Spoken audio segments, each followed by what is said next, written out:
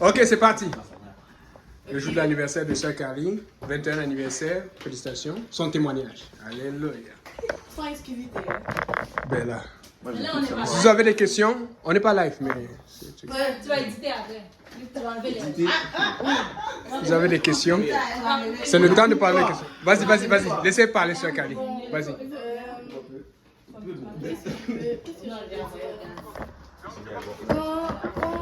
Quand j'étais dans le monde... Attends. Là, j'ai quel âge? J'ai 20. Attends, mais il faut calculer le temps.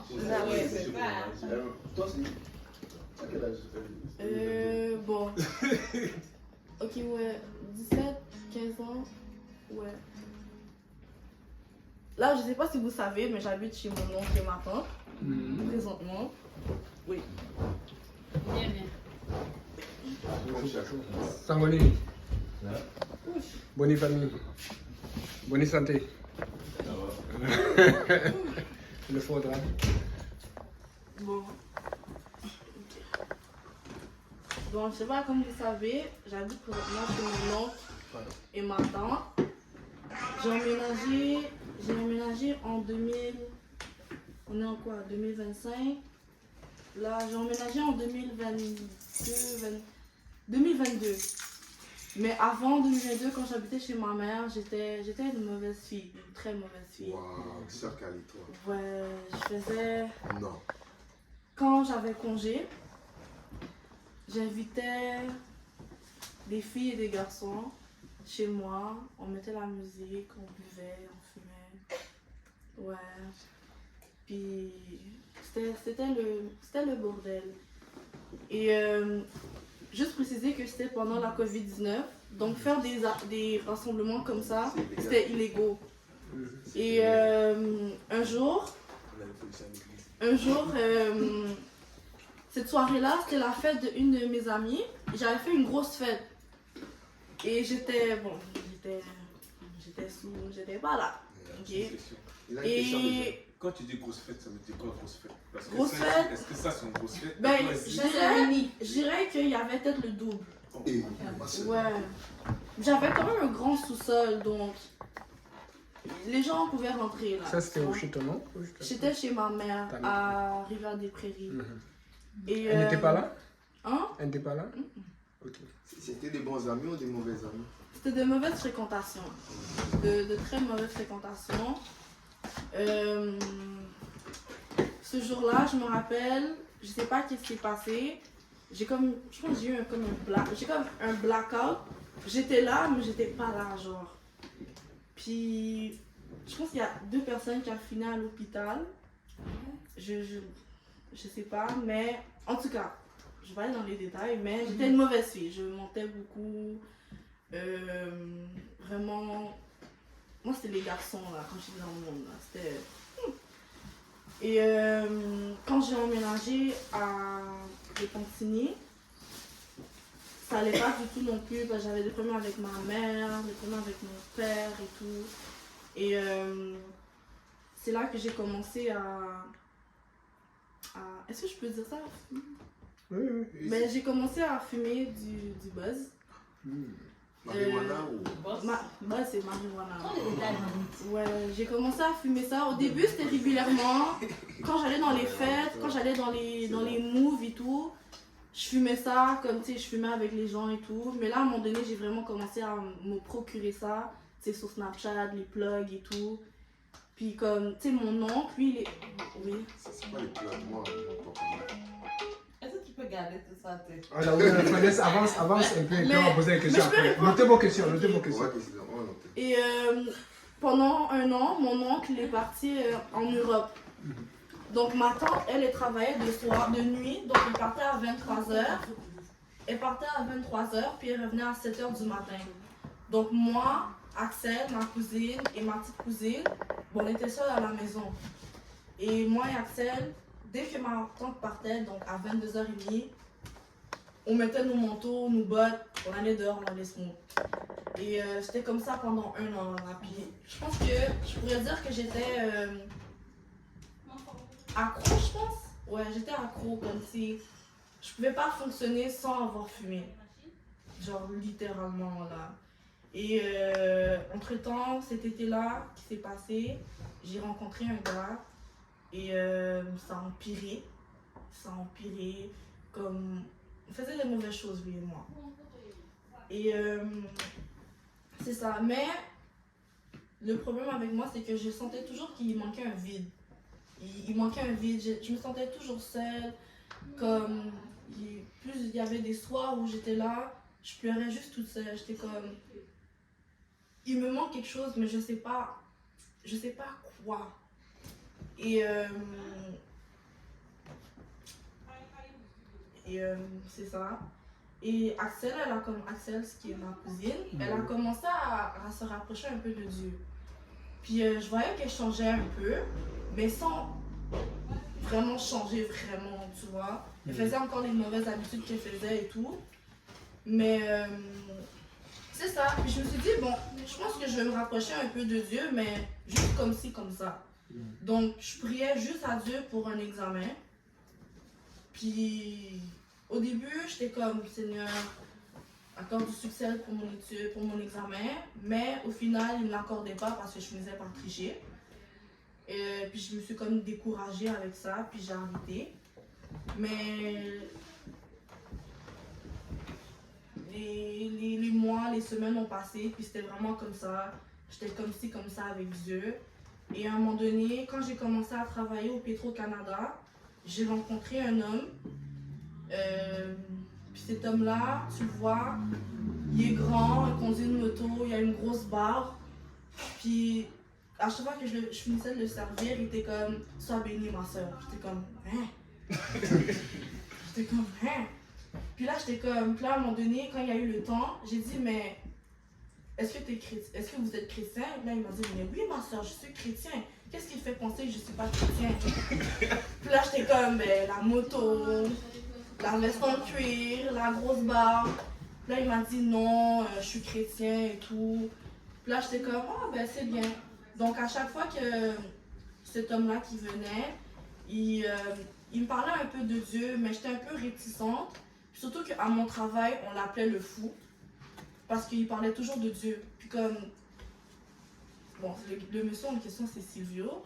Puis comme Silvio... Le mari de José. Le mari de José. Et Silvio, quand il parlait de Dieu, il pouvait rester là devant la caisse, parler 10, 15, 20, 30 minutes. Puis c'est pour ça que les employés avec qui je travaillais l'appelaient le fou. Parce qu'il parlait de Dieu comme si... La plupart des gens, c'est des Québécois, puis ils étaient comme... Tu sais, Dieu n'existe pas. C'est comme, pourquoi prier pour un homme qui n'existe pas, il va rien faire et tout. Puis moi, au début, je suis quand même ouverte d'esprit. Donc quand Silvio parlait, ben moi, je l'écoutais parler. J'étais comme... Oui, puis ça me touchait un peu. Honnêtement, ça me touchait un peu. Et à un moment donné, j'ai posé la question qu'il fallait.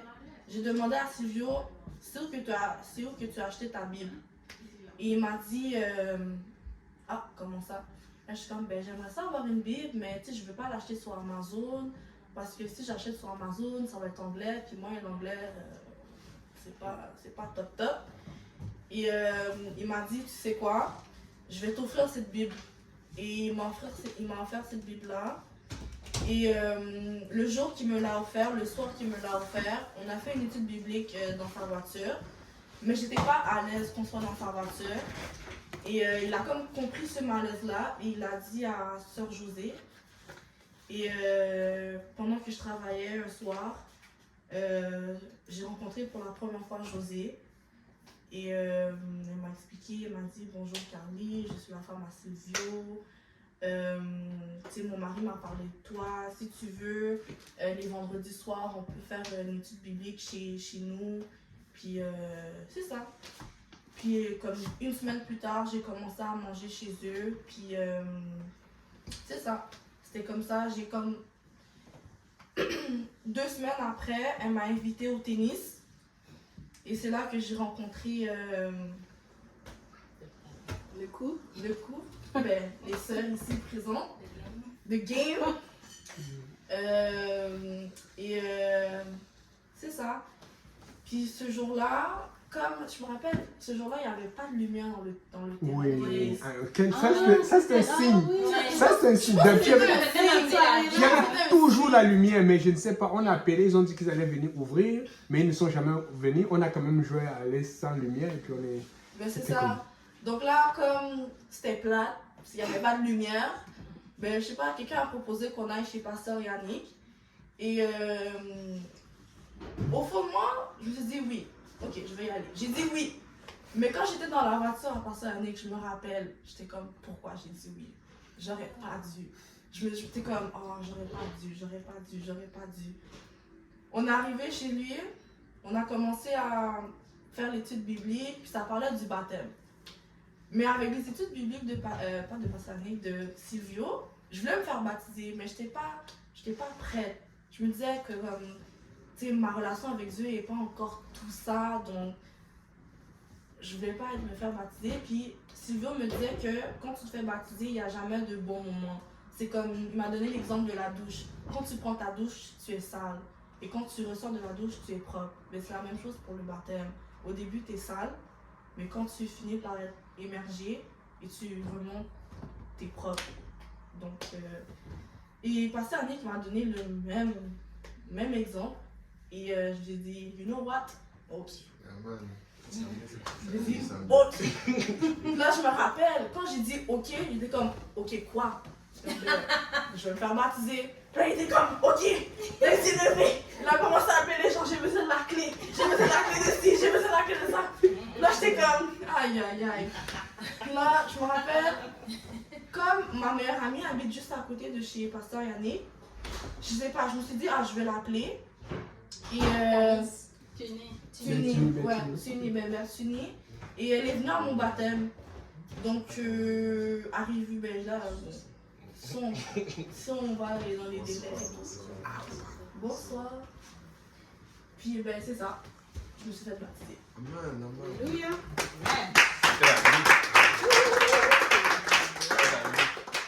La nuit.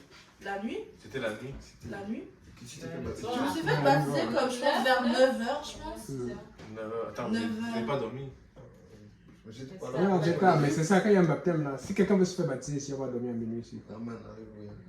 Bon, là, c'est les questions. Ouais, j'ai une question. Et quand tu as proposé les petits tu n'avais pas peur d'aller chez le monsieur là-bas?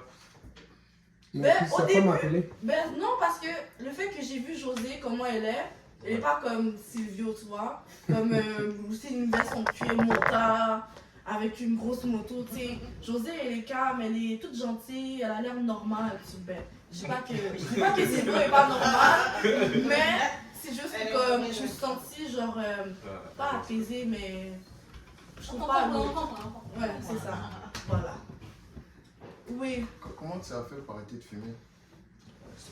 Honnêtement, je regardais un TikTok et la fille, c'était une fille qui disait qu'elle avait 22 ans. Ok? Non, 25.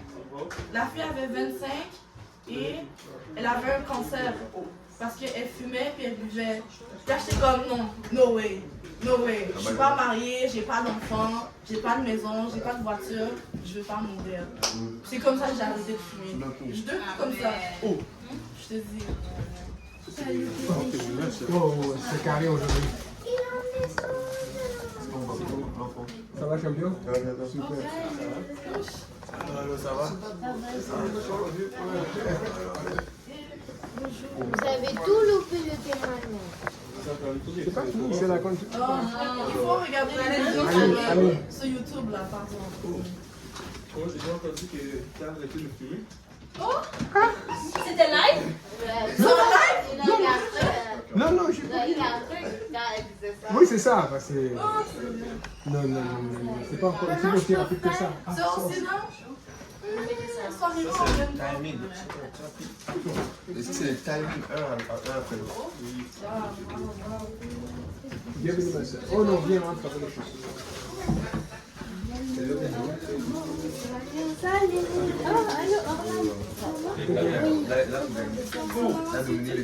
Il t'a gagné encore le jeu de match. Ils sont venus quand je vois avec la fourchette et la balle. Moi, je me au nom de l'éternel. Oh, tu sais, il faut la Il a gagné. Oh, il va être il t'a gagné. Attendez, elle finit le témoignage et puis on va manger. Ça, Camille. pas fini là. C'est ça, bon, tu as parlé du baptême. Non, il va écouter en ligne après. Maintenant, parle-nous de Bertini, parce que j'avais beaucoup aimé comment elle t'a regardé, elle était surprise, parce que Bertini, vous avez beaucoup d'influence l'une sur l'autre. Quelle était sa réaction qu'elle t'a vu changer aussi radicalement? Après, tu parles de comment tu as reçu le Saint-Esprit. Je sais pas, quand je me suis fait baptiser, j'étais juste dans un monde, je sais pas. Mais comment ta soeur, Hein? elle est devenue là? Qui? C'est qui l'a évangélisée pour qu'elle soit, enfin ta cousine, qui l'a évangélisée pour qu'elle soit avec Dieu là? Je sais pas. Je sais pas honnêtement. C'est quoi, après ton baptême, c'est quoi les premières pensées que tu as? Comment tu t'es Première senti? pensée, what do you mean? Quand tu sors du baptême, là, moi quand je suis sorti, là, j'avais des pensées de toutes sortes. C'est quoi la première chose qui est sortie quand tu es sorti du baptême? C'est une bonne question. Je pense que c'était de dormir quand il était là. Mais Ok, on a dit les pensées. Ok. Parle-nous du baptême du Saint-Esprit. Comment tu as reçu le baptême du Saint-Esprit? Le baptême du Saint-Esprit. Quand tu as parlé en langue. Vous avez Je fait me rappelle, moi j'ai pas. je pense que c'était en, je me suis fait baptiser comme le 3 octobre. Il y avait un événement à Saint-Laurent là, je me souviens plus. Puis je me rappelle quand j'ai reçu le Saint-Esprit, j'aimais pas ça au début. Comme si il y avait Pasteur, je me souviens du visage de Pasteur Yannick. Au début j'aimais pas ça. Puis à un moment donné, j'ai commencé à bouillir là. Puis j'ai commencé à parler en juste comme ça là. Honnêtement, ça fait tellement longtemps que je me souviens vraiment pas. C'est bon. Ok, d'autres questions? Et sinon, on va commencer. Papa Simplice, est-ce que quelqu'un sait si Papa Simplice arrive finalement? Le temps est avancé. C'est bon? Ok. Tes relations avec les gens de, on va dire entre guillemets du monde, comment ça s'est passé avec eux? Ça, c'est une très bonne question. Comment ça s'est passé avec eux? L'interaction avec les gens du monde, ou tes amis. Arrêter avec les... Ouais, comment tu fais pour gérer ça? C'est très tentant, c'est très difficile. Comment toi tu es arrivé à arrêter? Ben honnêtement, Bertini c'est encore un problème actuellement. Écoute, c'est ma mère. Elle habite ici à côté, mais... Ta mère, elle était là à son baptême. Son amie. Écoute, Son amie. Bertini c'était vraiment c'est ma seule amie proche. Je suis encore amie avec elle, mais c'est juste que comme il y a des... Il y a des choses qu'elle fait que... Il y a des... C'est sur YouTube, je peux pas le dire. Mais juste aide la personne, aide les gens qui ont des problèmes avec les mauvaises habitudes. Le but c'est d'aider les gens pour qu'ils arrêtent. Parce que donc, tu n'es pas obligé de l'exposer totalement, tu dois exposer le péché pour que quelqu'un sache que c'est pas bon. C'est ça le but. Expose sans l'exposer. Dépose-la. Sinon tu vas la composer et elle va se reposer. Répète la question que je dois faire. Expose sans l'exposer. Dépose-la. Sans l'exposer. Sinon tu vas la composer, elle va se reposer sans être proposée. Bon. Ou essayer de juste poser la situation. Tu seras là dans 10 minutes. Oh, on attend. Ben, déjà de base, quand j'étais dans le monde, j'avais pas tant d'amis que ça, ok?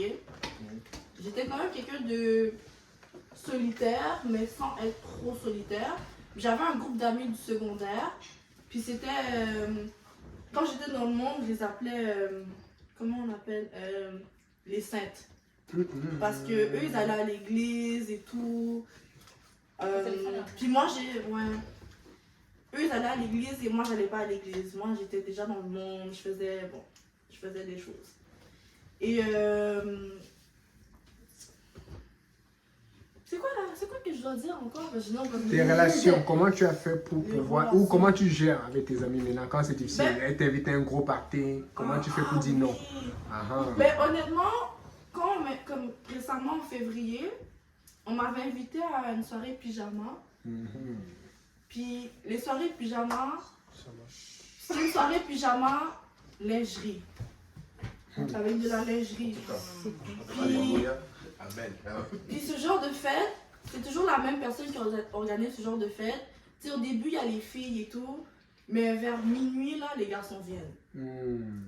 Puis, moi, au début, quand j'étais dans le monde, ça m'aurait pas dérangé, mais là, ça m'aurait dérangé. Puis en plus, il y avait l'alcool et tout, puis j'ai pas envie d'être prise par la tentation.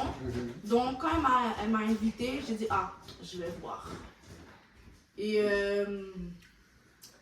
j'ai prié Dieu pour qu'il trouve une solution. Puis je pense que ce jour-là, il y a eu un événement le vendredi. Donc j'ai dit que je ne pouvais pas venir. Mais sinon, maintenant, quand j'ai des amis qui me disent ouais, est-ce que tu vas aller au bar et tout, je leur dis non parce que déjà il y a la musique du monde. J'essaye de plus écouter ça. L'alcool, surtout que quand j'étais dans le monde, l'alcool c'était vraiment un problème chez moi aussi. Je préfère vraiment plus passer du temps avec mes frères et sœurs. Oh,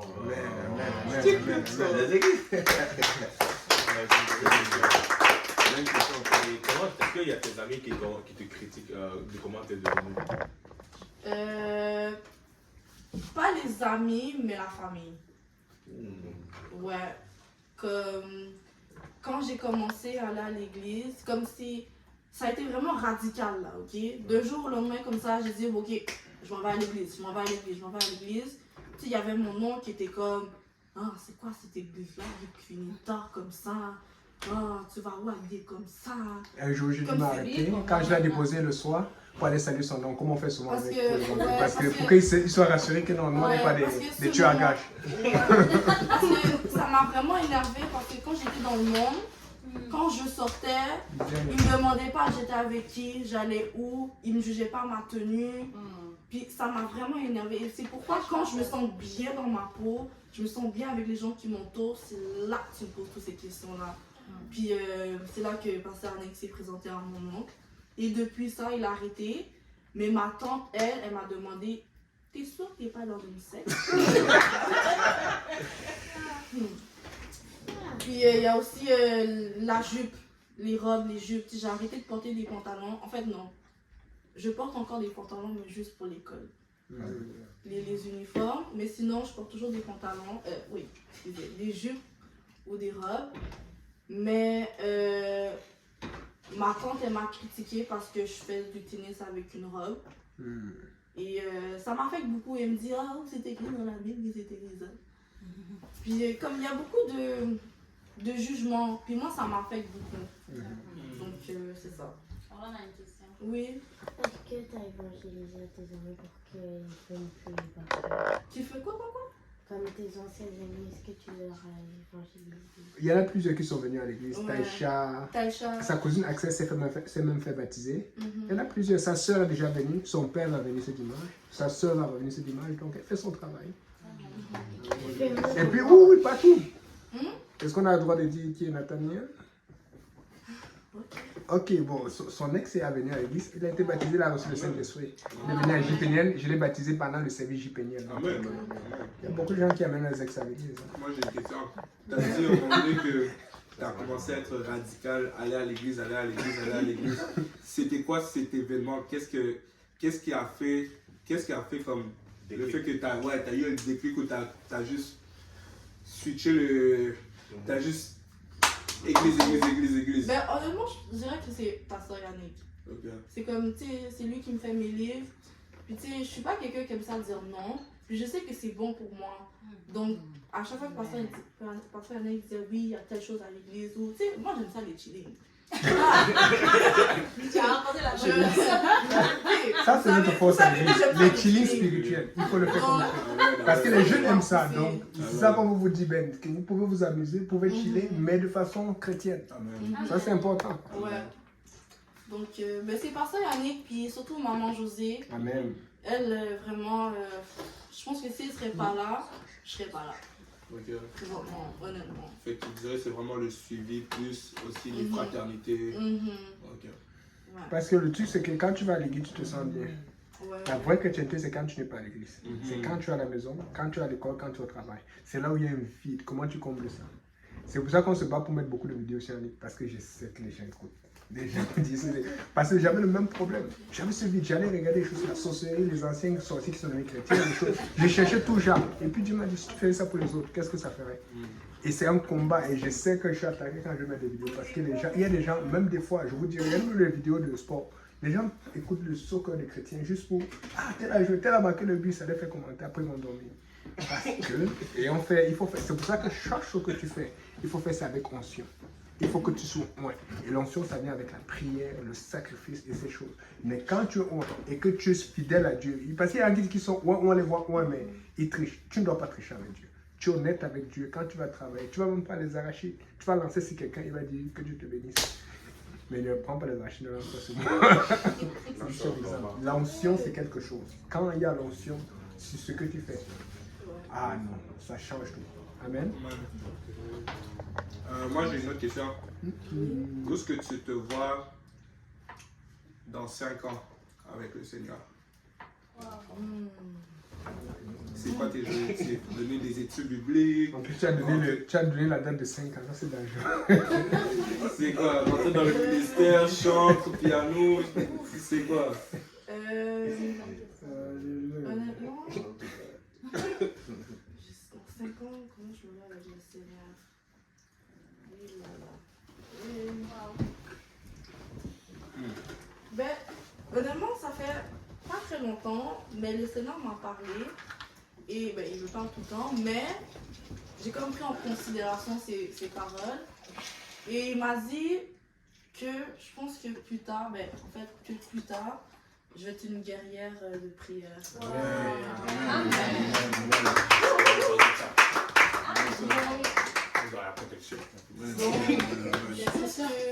pense que dans 5 ans, puis avec surtout maman José aussi, je pense que maman José, elle me dit, si le Seigneur t'a dit ça, c'est que peut-être dans 5 ans, tu seras femme de pasteur.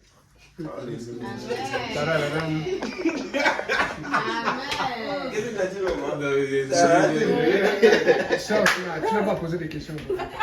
Tu as paniqué. Justement, tu as paniqué parce que tu as dormi. Aujourd'hui, la scène, c'est pas grave. C'est quoi la question? C'est moi, c'est que. Ça pourrait dire.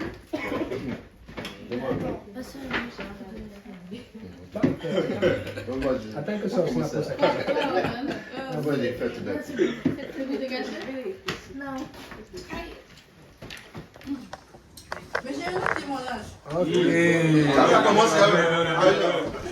Non, mais c'est que j'ai remarqué, c'est que... Bye bye, Le doyen. comment? Ça, c'est dit. Témoignage. Viens du moyen. On va aller à lui. On va aller à lui. Ça, c'est des frères. Ça, c'est des frères. Ok. Kali. C'est Kali. Finis ton témoignage et puis on commence. Elle finit son témoignage. C'est des frères. Vas-y. Bon, ben, juste un dernier truc. Comme Les questions. me faire baptiser en 2024, ça a été la plus belle... comment on appelle ça? Le meilleur choix de ma vie. Amen. Parce que honnêtement, C'était quoi maintenant, déjà? J'ai pas entendu. Se faire baptiser en 2024, ça a été le meilleur choix de sa vie. Amen. comme ça, je me sens apaisée. Comme si le seul problème que j'ai présentement, c'est l'école. Parce que c'est chaud présentement. Mais je me sens apaisée, comme si le soir quand je me couche dans mon lit, j'ai le sourire aux lèvres. Amen. Parce que, tu sais, j'ai des frères, j'ai des sœurs, puis je me sens bien, genre j'ai une communauté. Amen. Et c'est ça. Amen. Ok, c'est bon. Amen. On va se lever. Merci.